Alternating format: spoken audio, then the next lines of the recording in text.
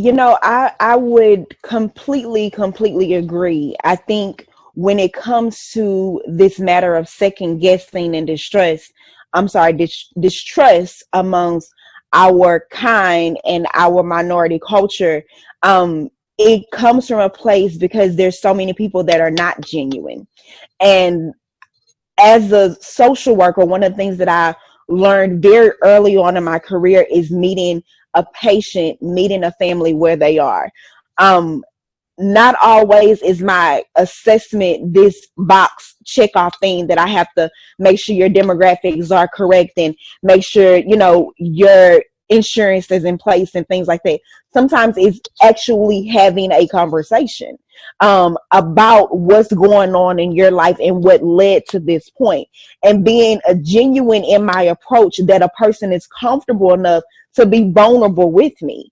And so often I feel when it comes to minorities, we feel or we perceive vulnerability as a weakness.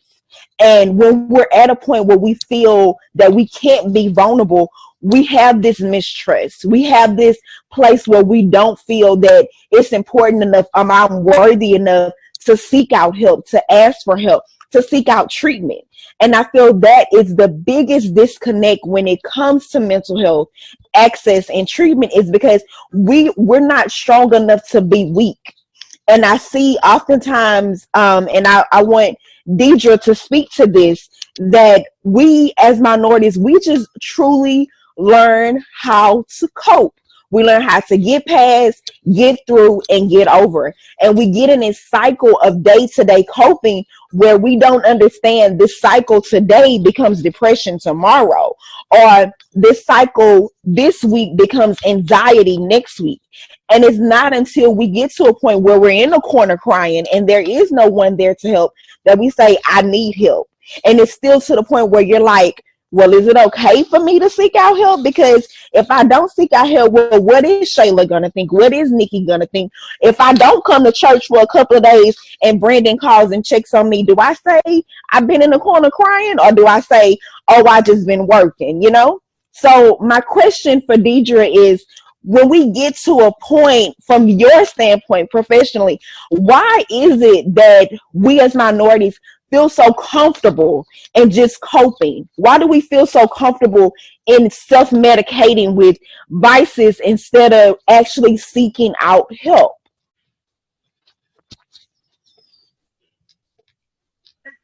Tiffany, you're so right. And it's kind of a four points here. The mistrust is a big one. We just do not trust going and getting help. All the things that you guys were saying is absolutely correct.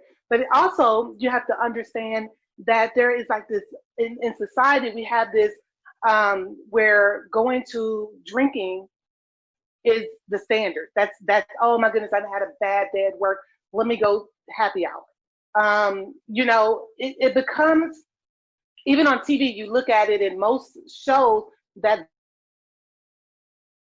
represent there, have a glass of wine. It's okay to do. You look at rap songs, they talk about Percocets, you talk about, marijuana. It's become such a norm within our community to say these are okay. Thing it's cheaper.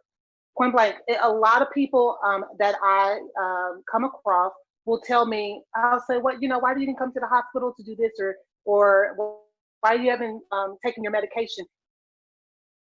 I can't feel for me to go buy cocaine for the pain than it is for me to fill my prescription.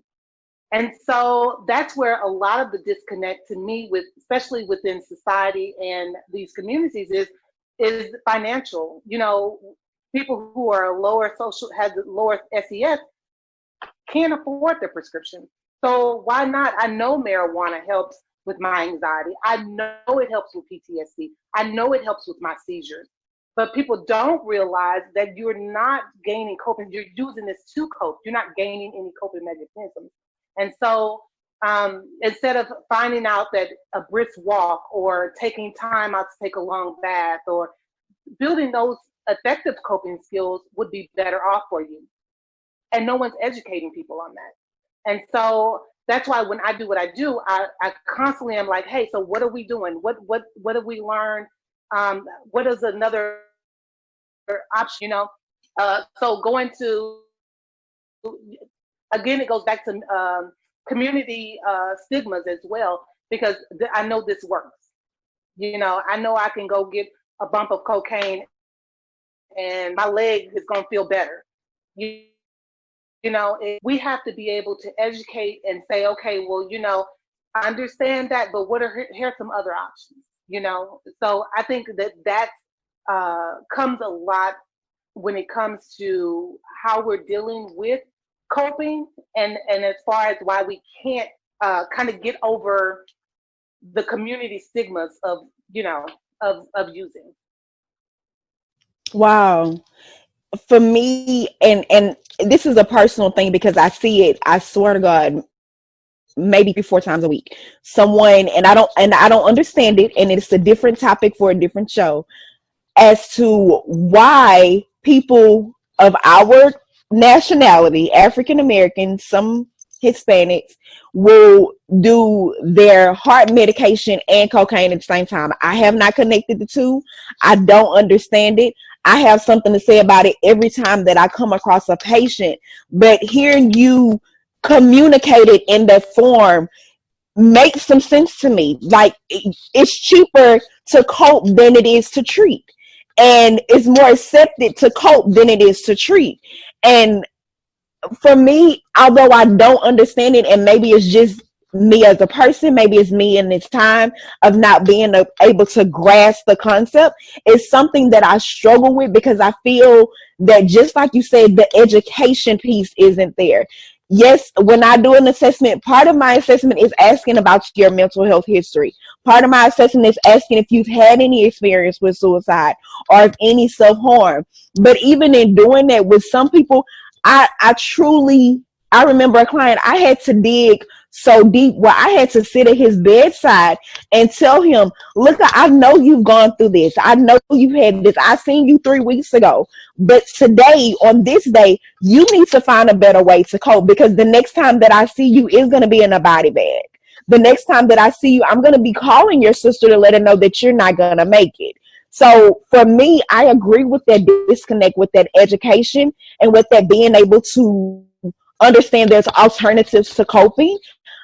I want that's the point of how we as professionals in these different entities are able to not just communicate it in the healthcare industry, but to communicate it across the pulpit. Because as Branden said earlier, the cornerstone of, we always know how to make it to the church. If we can't do nothing else, we can make it to church. We can make it to our God. We can make it to, our Jesus. But you don't hear us talking about mental health across the pulpit. And so easily, I can remember growing up, and I grew up in a very traditional Baptist church. I can remember my pastor talking about, high blood pressure. I can remember them talking about even cancer to a certain extent. I can remember there being health fairs at our church to talk about diabetes and things like that. But there was no talk about what was going on with your mind. People were okay to talk about your troubled heart, but not about your troubled mind. And my question for you, Branden, is, do you feel the time that we are in now, are we at a point that we as a people can understand or even accept talking about mental health within the church amongst the pulpit?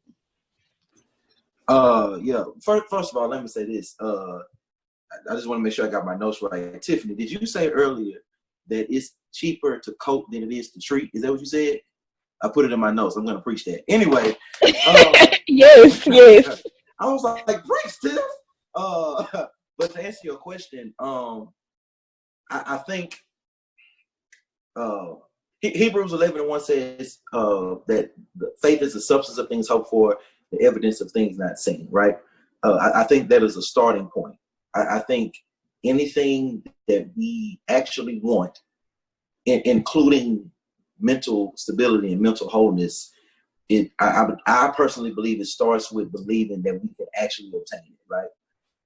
That's what faith is. It's wholeheartedly believing and hoping for things that you don't necessarily have yet, but you honestly believe that you will have, that you will get. That's the starting point.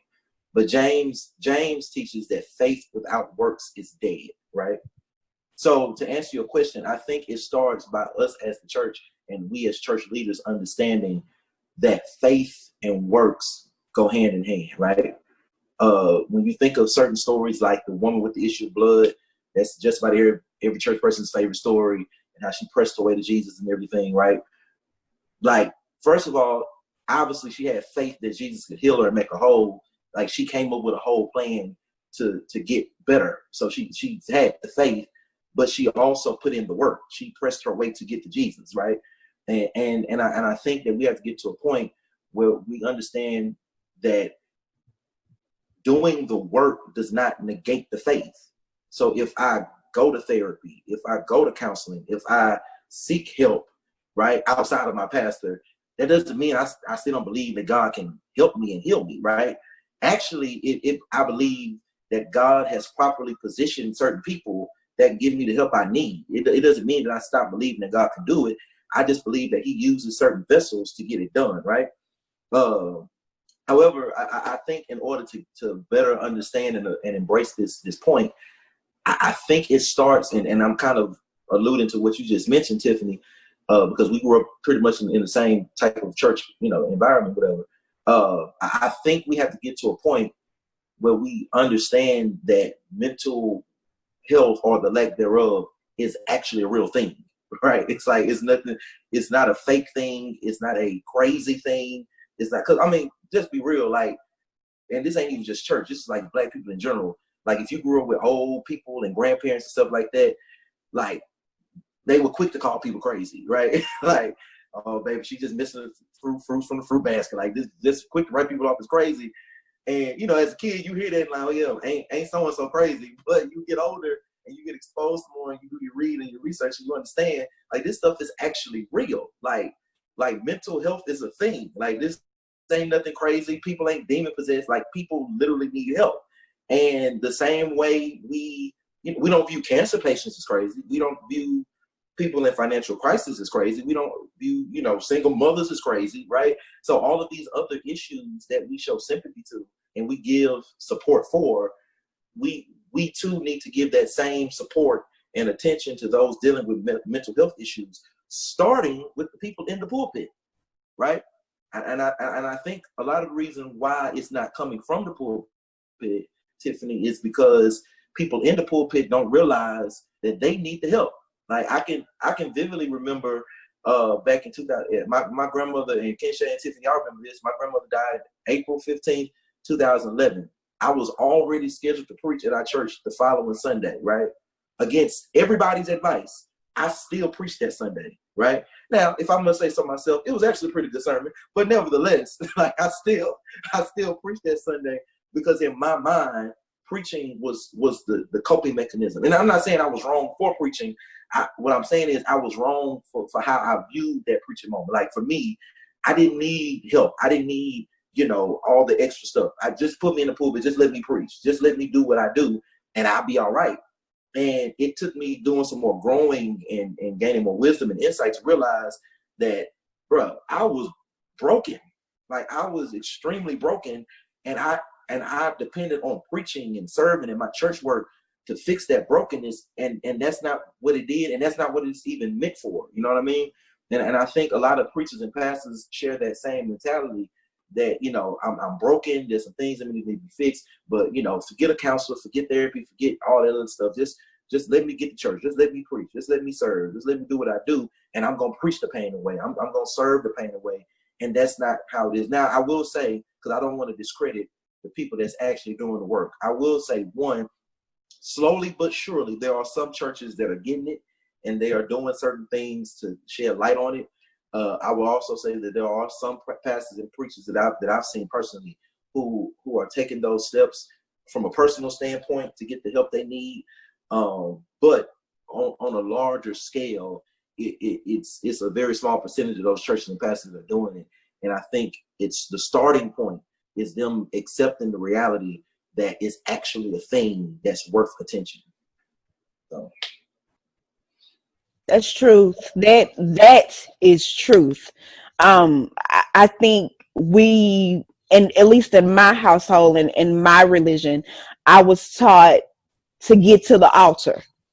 And getting to the altar, regardless of how you view it, whether it be mentally or figuratively, and getting to the altar, I feel that we need to get to understand and get to a place where we can acknowledge the altar as a safe place and a safe place to truly leave those burdens. Not let it be just something that you say, not let it be something that you're just quoting from the Bible.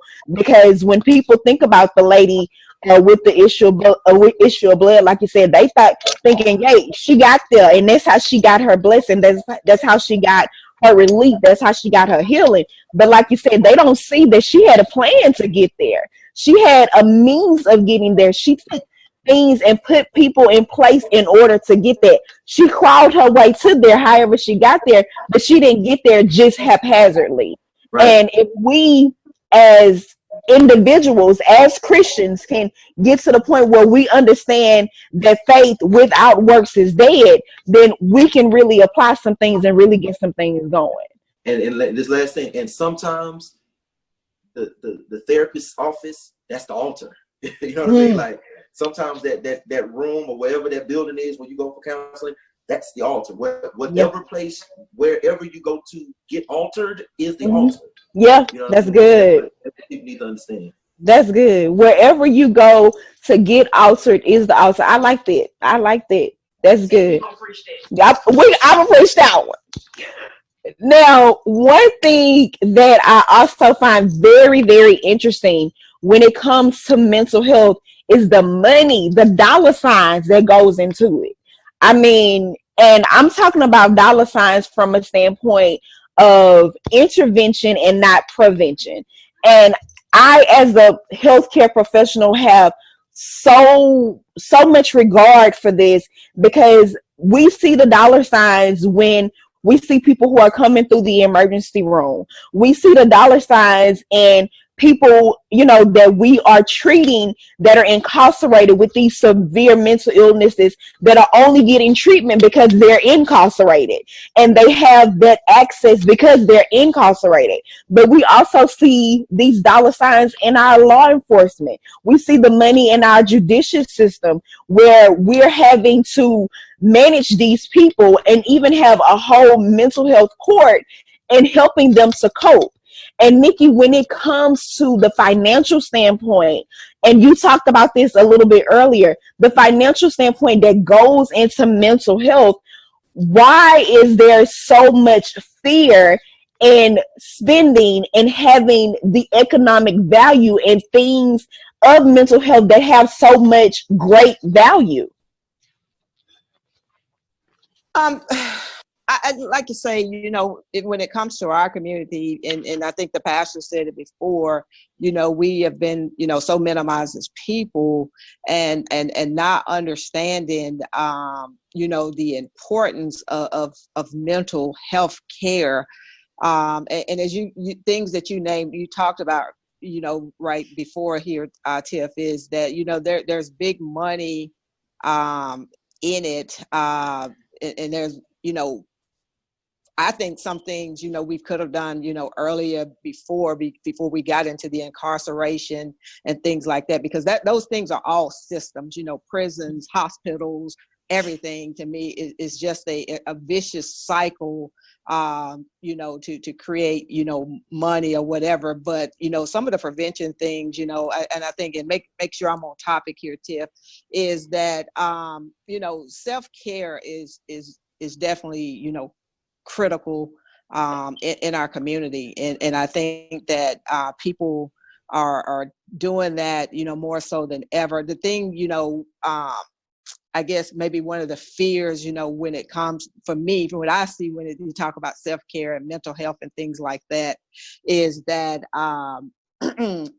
I think those things, we definitely have to do, but I think they have to be planned just like anything else, the prevention part of it.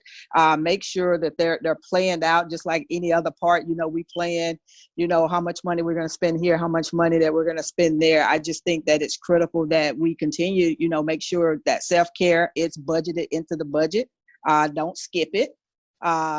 Because you need it, right? Here's what probably one of my biggest fears from an economic, because I hear people throw that around a little bit loosely, hey, it's Pamper Sunday or whatever. You probably saw that a lot on the show Insecure with Molly and Issa talk about that on Sundays, right? When they were doing that whole Pamper thing, but they were doing it at home. But some people, go out to the spas, not probably right now, but just to make sure that they are taking care of their mental health, and they think that is the right thing to do. And I agree with them, because I think everybody needs that time, set aside that they can rejuvenate and recreate.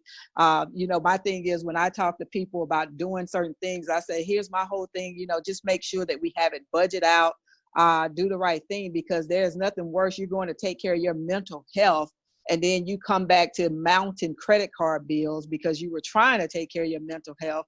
And now you have stacks of bills that's going to put more pressure on you, more stress and more anxiety, that's going to lead to, to more financial distress and things like that. And just, study shows, that, and I was looking at something the other day that 46% of people that have debt issues also have mental issues. Okay. A lot of people don't know that, right? And then there was a survey that was taken where they surveyed about 5,500 people, and 86% of the people said that their financial situation has made their mental health situation worse than what it is now. Okay. Or what it's been. So, I always tell people, people don't believe it, when they say that, so as kind of your finances go, your mental health goes. Because what keeps people up at night is worrying about, a lot of times, is how they're going to pay their bills, how they're going to, get, whatever, get the children in school, how they're going to buy shoes, how they're going to buy grocery. Those are the things. So that goes back, to what I would say, financial education and literacy is definitely key into, preserving that mental stability. But, and we can't, you got to have both, in place, meaning you got to make sure you have good mental health so that you can manage your money. Because if your mental health is out of whack, you'll find people that, sometimes I see people, just spend money excessively. And that comes from some mental health issue that's going on with them, meaning that, some trauma has taken place, and their only outlet to cope with it is what? Let's do retail therapy. And now we have mountain bills and things that are piling up. So, those things, like I say, go hand in hand. As far as your financial health is going to be your mental health. And that's why, I think, that the conversation from financial literacy has to continue. It has to be bigger than ever for our people to make sure that we can have, that mental stability in the community. I think what a lot of people don't understand when it comes to self-care is that self-care is a process. It's not something that happens overnight. It's something that you have to learn how to manage. I like that you said it's something that you have to plan and prepare for. And even with planning and prepare for, whether it be on a financial standpoint or even just being able to schedule it in your calendar. I think so many people feel like if I'm taking care of myself at this point in time, if I'm spending this X amount of money to go to the spa, is that money that I could be spending on a bill, or is that money that I could be spent or allocated better elsewhere? But in reality, self-care doesn't necessarily always have to be going to a spa. Self-care can be as simple as sitting with yourself by yourself, being able to have peace and quiet, being able to, like Diedra said earlier, learning how to cope by taking a walk, being able to learn how to do very simple things in order to make sure that you are okay. A lot of people don't connect the two either, of being to understand that their mental health is affected by staying up about the light bill. My light bill was $250 this month. And that had me a little unsettled. I didn't lose sleep over it, but that may not be the same reality for everyone else. So I feel as minorities, we will spend the money, but we want to spend the big money and not take into account the very small things that can attribute to, our mental health and managing our mental health and self-care in a feasible way. So to kind of transition topics and really get to a point of understanding the stigma that goes along with minority mental health, and we all kind of touched on this individually. For me, when I feel like the best way to address stigma from my standpoint is being able to understand and change the lingo that is associated with minority mental health. Branden talked a little bit about being broken and what broken looks like. But even with as much as it is about being broken, as much as it is about the emotions and feelings that we understand, I truly feel that we're all really just one polar opposite from despair and depression, from fear and phobia, from worry and anxiety, and being able to understand the lingo that's associated with mental health is where I as a professional can address the stigma. For you guys, what do you feel in your own professions what can you take on in your responsibility as a nurse, as a LCDC, as a financial guru, as a minister? What can you do in your own community, in your own entity, to take on the responsibility to change and combat the stigma that's associated with minority mental health? As a nurse, the main thing is, like you said, changing the lingo and changing how we address things. And instead of, saying like Branden did, instead of saying, oh, she's crazy, make people understand that, your health issues are the same as mental issues. Like, you go to get treatment for everything else. There's no way that you would have cancer and say, it's okay, I'm gonna let God handle it.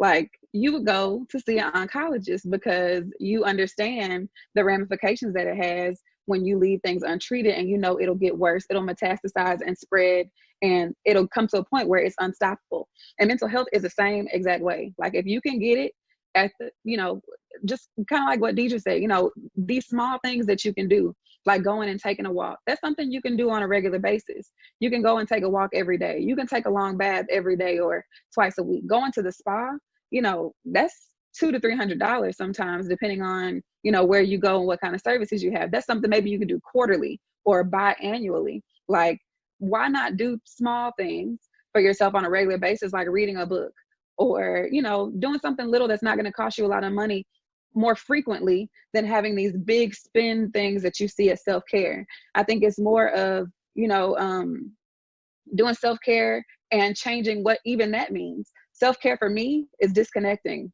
Like, I am very accessible all the time. I have a lot of people who come to me for advice, and, I have social media, and I have kids, and I got people everywhere, and I hardly ever don't answer my phone. Like, you can call me at 3 a.m. and for the most part, I will answer. And that is tiring. And when you end up spending all of your time and all of your energy giving to other people and wanting to help other people, sometimes it's very easy to overlook yourself. So just finding that time to disconnect and really saying, like, this is my hour for me. The phone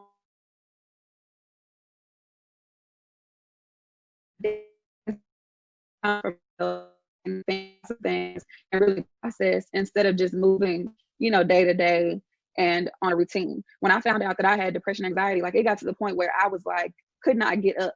I was exhausted all the time, like super lethargic, could not get up. I was just tired. Like, getting up, I had to make a conscious effort to get up and take a shower. Like, I was just done with everything. And then I go to the doctor's office and they tell me, like, you need these pills. And so then they say, come back in 30 days, and they up the dose and up the dose and up the dose. And I was like, no, this is not, this is not gonna work for me. So I went back to what my grandma used to say, like, just go and talk about it to somebody who you trust, pray about it. And really, some things can be, addressed through prayer. Not saying that that's all that you have to do, but sometimes, even talking about things not out loud, or even praying out loud, hearing yourself say certain things about yourself makes you realize how true it is. Saying out loud, I'm overwhelmed, or I need some time, or I need some space. Like, hearing it out loud is something different than just making a mental notation sometimes. So being able to, do those small things. Sometimes not everything needs a pill, but when a pill is needed, and there's some diagnoses where you need to take your medication. There's nobody who can just work through schizophrenia. You can't do it. Like, it's a chemical imbalance. There's no praying is not going to get you through it. You're not going to be able to live a normal life if you don't address it. Depression and anxiety, sometimes you can balance, but sometimes you can't. And if you can't, then it's okay. Like, knowing that it's okay to take these medications to help you out, but also knowing that you can't just take medications to make you numb and not address the root cause of all of these issues, because whatever is causing it is going to be there, whether you take the pill or not. So, you waking up and taking a medication every day is not going to take away the fact that you have, $500,000 of credit card debt, or, that your family members are, sick, or that you are unsure where your next meal is coming from, or you're not stable in your faith. Like, a pill is not going to fix it. So really, it's just being honest with ourselves and seeing what we need. And when it does get to the point where you need something that is an intervention, like medication, going to someone that you trust. It's hard sometimes to find people who look like us. Because for me, my problem was that, I could go to a psychiatrist very easily who can give me a prescription. And that's all they will do, is give you a prescription. And they won't talk to you about anything, because that's not their job. Their job is to prescribe you medication. But finding a psychologist who can listen and understand where I'm coming from, like, who can understand the plight of Black people in America right now, and understand that just that by itself is enough to cause depression and anxiety, is something that is necessary. There is necessary to have professionals that look like us, that can relate to the issues that we're going through, so that they can get our baseline. Like, I'm going to have society's issues regardless of whether I have issues with myself or not. Regardless of whether I have self-esteem issues or financial issues, the society is going to put these burdens on me that I'm going to have to bear. And I got to talk through that, just like I have to talk through, my personal problems. So just making sure that we're able to seek help. And when we are able to seek help, asking questions, not just blindly taking these medications and taking the information that people give you, because sometimes, it's unfortunate, but there are providers who will just give you medication to get you out of their face. And it's sad, but it's the reality of the situation. There's a blood pressure medication out here that is it has some bad side effects for African Americans. Lisinopril is known to cause angioedema. And, and historically in Black people, your lips can swell very, very big. And nobody really tells you about it until you go and your whole face is swollen up and you don't know what's going on. But it's like, if you went to a Black doctor, that's not their first choice of medication for you, because they know how it works with our chemistry. So, small things like that, having better outcomes with your medication, just with any comorbidity that you may have, helps you to better benefit when it comes to helping things like mental health that are not so tangible.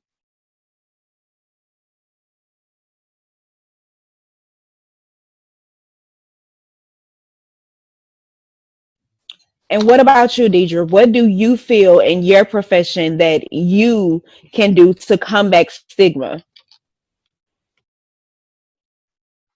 I always wake up every morning and I ask God to allow me to step out of the way and for Him to give me the knowledge to assist people.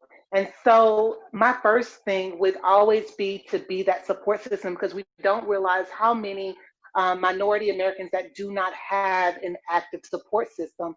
And so being that support system is a big deal for me.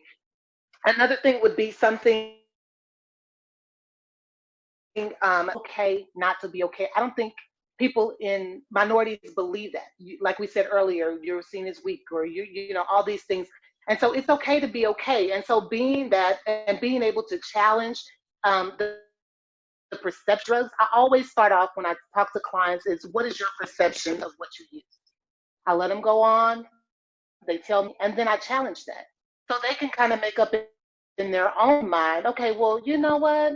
Maybe marijuana isn't the best thing. Okay, well, maybe it doesn't cure cancer. Okay, rolling it up in a blunt, that is tobacco. Okay, so it is putting tar on my lungs. So, allowing them to come up with those decisions instead of someone forcing that information on them. And so, as me being a responsible therapist, I like to be able to challenge them in that way, understand where they're coming from, and just allowing them to make that decision.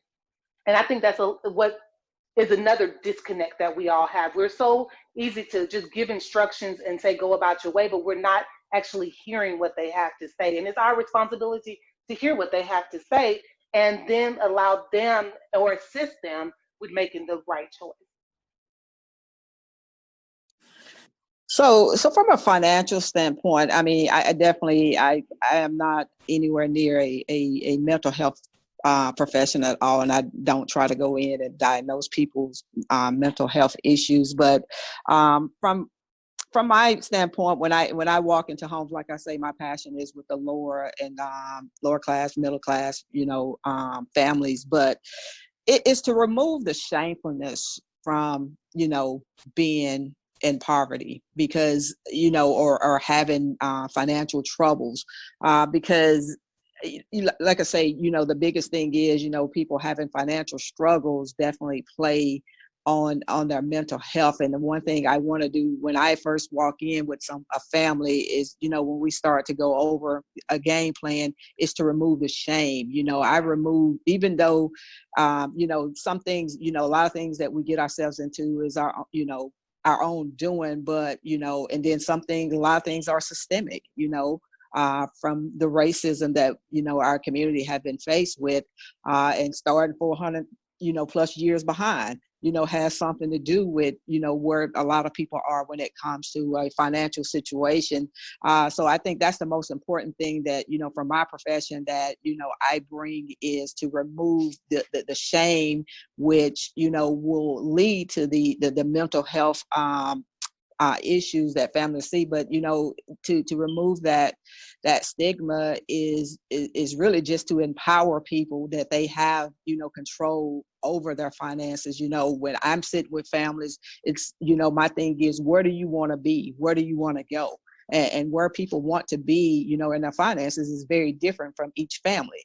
One family says, hey, I may want to be at $1 million in 20 years. Another family I just need to have 100,000 in 10 years, or whatever that may look like. But just to give that individual the empowerment to know that they have control, over, their financial situation. And with that, like I say, I'm not a health profession, so there's, I don't really delve into necessarily a lot of mental health things, but I do understand the impact of the financial instability that it can have on your health. And I just think the biggest thing is removing that shame and empowering people, to have control over their financial situation.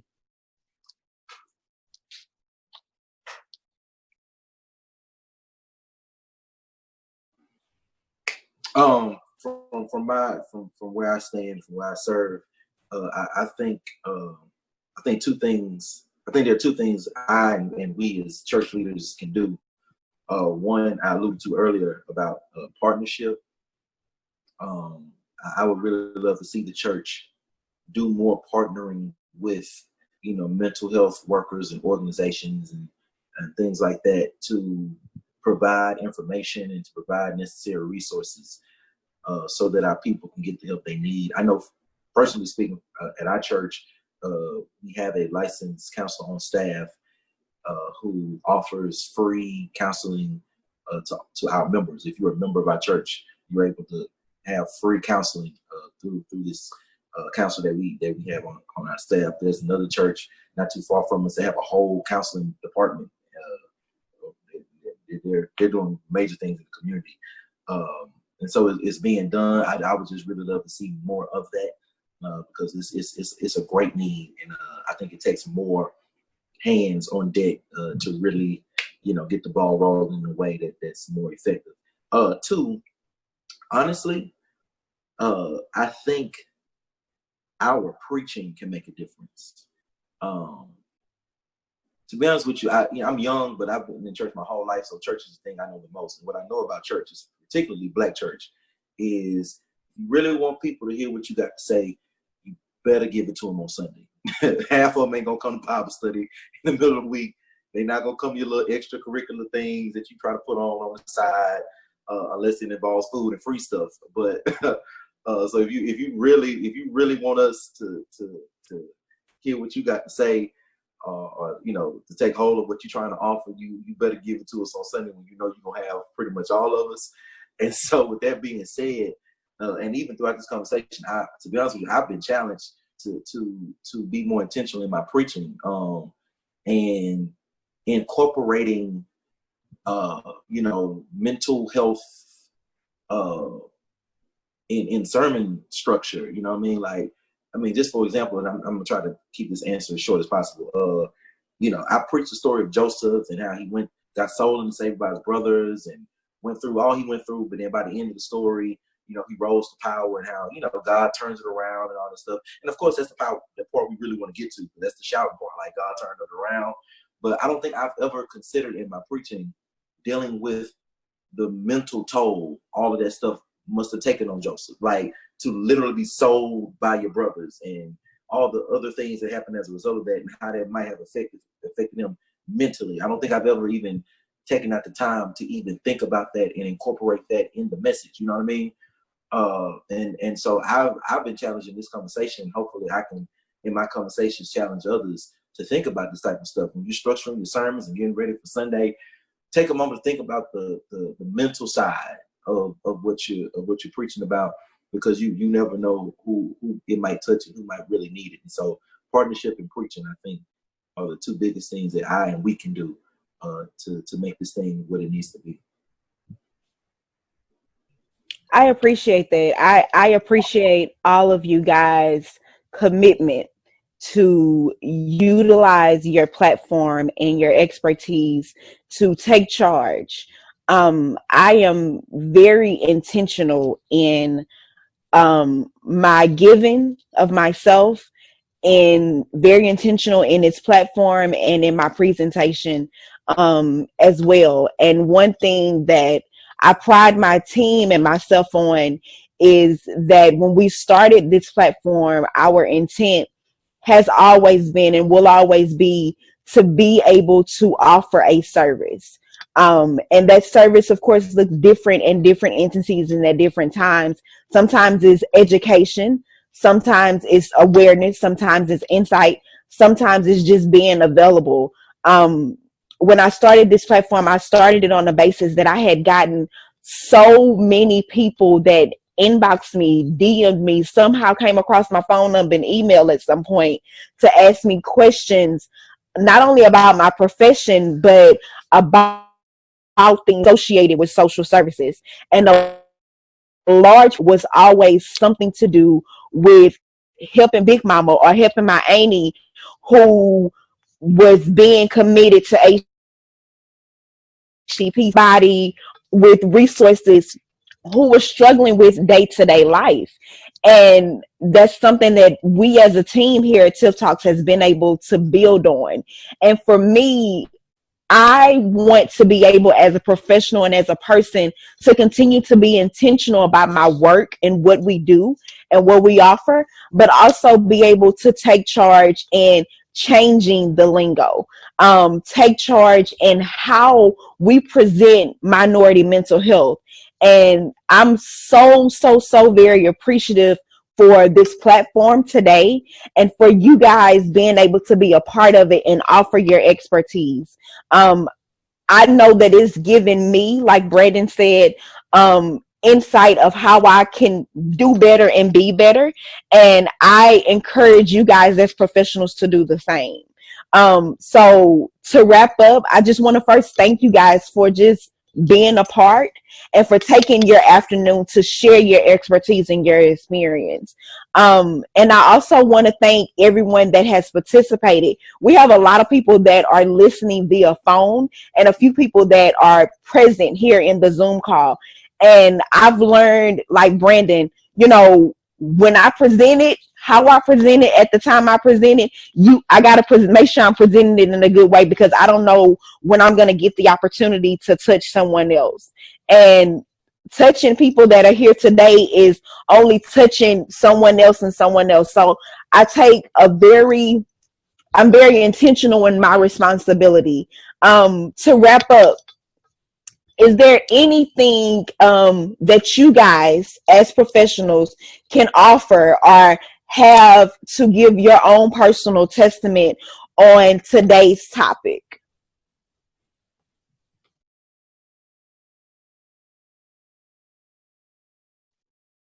For me, I kind of told a little bit about my my mental health journey, but just learning to not hesitate to seek out resources. And if you ever need anything, my hashtag is somewhere around here on one of these chats. You can ask me any. I definitely don't know everything, but blessed places with a lot of different people, and I do know people who do work in mental health and who that is their main job. So if you need anything or have any questions, and don't hesitate to reach out. You know, I definitely believe in privacy and just being able to share things with confidentiality. So if you ever need anything, no hesitation. And for me, I want to just say to continue to encourage these conversations, encourage people to talk about and substance use, their struggles, looking for resources, vote, because unfortunately we really need that vote in, so that we can get more funding. I just really want people to understand that substance use is a health issue, and it's okay not to be okay. So, you know, Tiff, always, you know, continue these conversations because they're so critical to our community. I think, you know, like you talked about normalizing mental health, you know, the lingo like we do with anything else, with diabetes, with heart disease and things like that, will cause people to seek that information, right? And seek the people out that they need to seek out to get the help that they need, because it's critical to the, you know, the socioeconomic of our community. And just always, you know, like you say, you know, my hashtag is in that Instagram.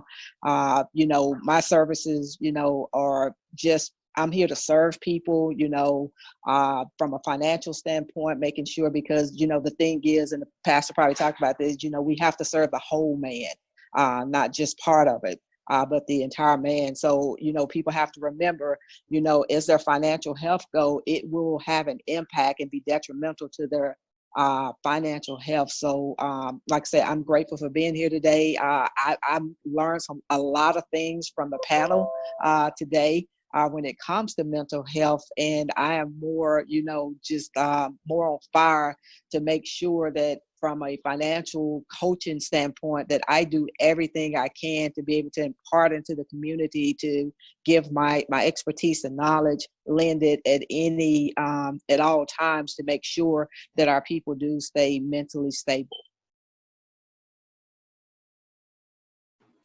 Yeah, I'm first of all, thank you, Tiff. I'm grateful that you considered me for this wonderful discussion, and to the other panelists.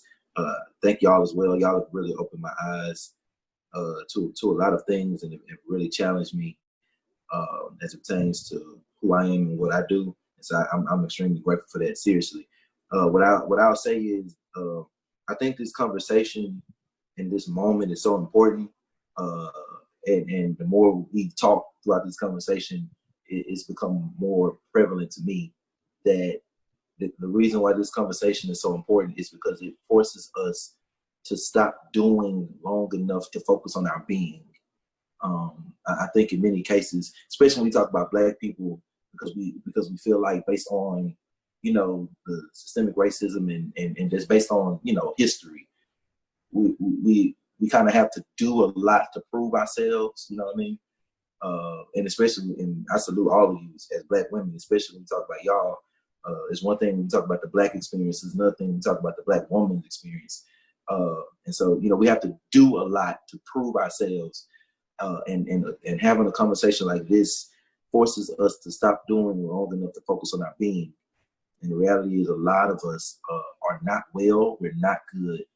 And we think that because of what we're able to do and what we've accomplished that we are, and that's not necessarily the case. And so I appreciate this conversation. And, I can't speak for every pastor and preacher, but I can say personally that I'm committed to making sure that I use my voice and my platform to make people stop doing long enough to make sure that they are good. Not just what they do is good, but they are good. Because if you don't fix your being can ultimately ruin your doing. So yeah, I appreciate this. That was awesome, guys. And as we wrap up the recording, I do not see any questions for those that are on the live. Should you have any questions, please, please, please do not hesitate to reach out to Tiff Talks Leadership directly. We are more than willing to make sure that we are connecting each of you to the appropriate services, and being able to provide resources. Throughout the week, I will be providing extra resources on my platform, and I want to make sure that you guys are following the individuals and panelists that have participated in today's symposium. So on the footage, you will see their own personal IG tags, I think is what they're calling it now, along with the resources that you'll have access to. Once again, I appreciate you guys so much. And our leadership team will be following up with you guys as well to make sure that we here at Tiff Talks are doing our part to be able to make sure that we show appreciation, but also be able to partner with you guys in the future. Okay. Are there any additional questions or concerns that I can address at this moment?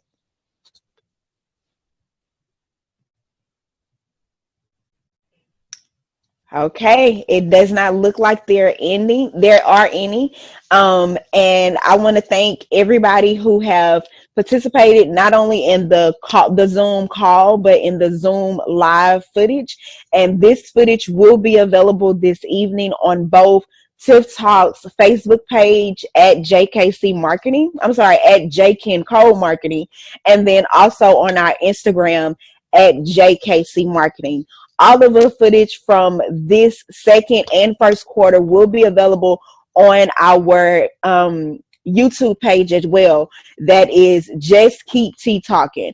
And all of this information will be posted on Facebook stories, our Instagram, and on our Instagram stories as well.